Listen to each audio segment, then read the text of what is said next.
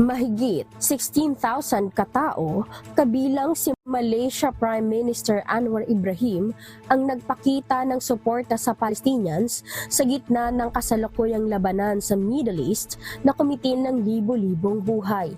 Ito ang kauna-unahang pagkakataon na dumalo si Prime Minister Ibrahim sa isang malawakang protesta na naganap gabi ng Martes, October 24.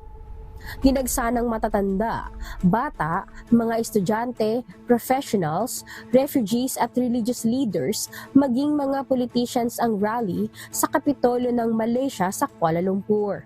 Ang rally na isinagawa at pinangunahan ng Muslim Youth Movement of Malaysia ay ginanap sa Indoor Stadium sa Bukit Jalil, Kuala Lumpur. Karamihan sa mga dumalo ay nakasuot ng kulay puti at sumisigaw ng kalayaan para sa Palestinian.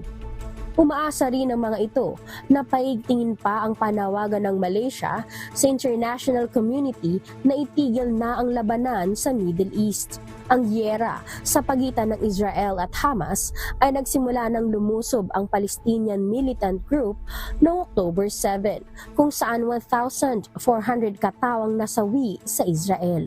Simula noon, umabot na sa 5,000 Palestinians ang namatay sa sinagawang airstrike ng Israel. Joanne Lacuesta, UNTV News and Rescue. Diyos ang aming sandigan, serbisyo publiko ang aming pinahahalagahan.